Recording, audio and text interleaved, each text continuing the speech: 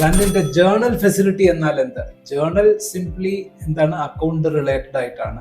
നമ്മുടെ ട്രാൻസാക്ഷൻസ്, നമ്മൾ ട്രേഡ് ചെയ്യുന്നത് ഇക്വിറ്റീസിലും മ്യൂച്വൽ ഫണ്ട്സിലും ഡെറിവേറ്റീവ്സിലും ഒക്കെ നമ്മൾ ധനിന്റെ ആപ്ലിക്കേഷൻ, വെബ് ആപ്പോ മൊബൈൽ ആപ്പോ ധനിന്റെ ചാർട്ട്സ് ഉപയോഗിച്ചോ ഏതുപയോഗിച്ച് നമ്മൾ ട്രേഡ് ഒക്കെ ചെയ്യുന്നു, പ്രോഫിറ്റ് ലോസ് ഒക്കെ നമ്മൾ നേടുന്നുണ്ട്. ഇത്തരം ഇതിന്റെയൊക്കെ ടോട്ടൽ ഡീറ്റെയിൽസ് നമുക്കൊരു ഡേ വൈസ് അല്ലെങ്കിൽ ഒരു പീരിയഡിലൊക്കെ നമ്മൾ ടോട്ടലായിട്ട് ഓരോ മന്ത്ലി ഒക്കെ നമ്മൾ എത്ര ലാഭം ഉണ്ടാക്കുന്നു, ടോട്ടലി നമ്മളുടെ എന്താ പറയുക trading activities in terms of money അല്ലേ, നമ്മൾ അതിന്റെ കണക്കുകളൊക്കെ നമുക്ക് നോക്കണ്ടേ. എന്തൊക്കെ തരം നമ്മുടെ പ്രോഫിറ്റ് ആൻഡ് ലോസ് സ്റ്റേറ്റ്മെന്റ്, നമ്മുടെ അക്കൗണ്ട് സ്റ്റേറ്റ്മെന്റ്, നമ്മൾ ഫ്യൂച്ചറിൽ നമ്മൾ വർഷം തോറും നമ്മൾ ടാക്സ് ഫയൽ ചെയ്യേണ്ടി വരികയാണെങ്കിൽ അതിൻ്റെയൊക്കെ ഡീറ്റെയിൽസ് ഒക്കെ നമ്മൾ എവിടെ നിന്ന് ഡൗൺലോഡ് ചെയ്തെടുക്കും.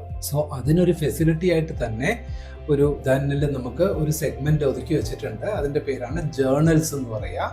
ധനിൽ നിങ്ങൾക്ക് ജേർണൽസ് 3 രീതിയിൽ നമുക്ക് ആക്സസ് ചെയ്യാൻ പറ്റും. ഒന്ന്, നമുക്ക് അത് പ്രൊഫൈലിൽ ക്ലിക്ക് ചെയ്തിട്ട് നമുക്ക് ജേർണൽസിന്റെ പോർഷനിലേക്ക് പോകാം.